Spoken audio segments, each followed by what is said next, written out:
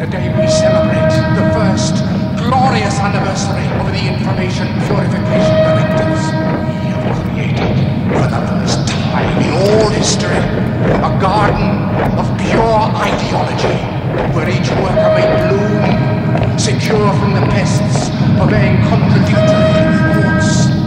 Our unification of thoughts is more powerful a weapon than any fleet or army on earth. We are one people, with one will, one resolve, one cause.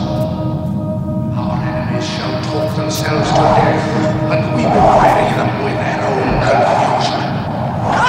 We shall prevail. On January 24th, Apple Computer will introduce Macintosh. And you'll see why 1984 won't be like 1984.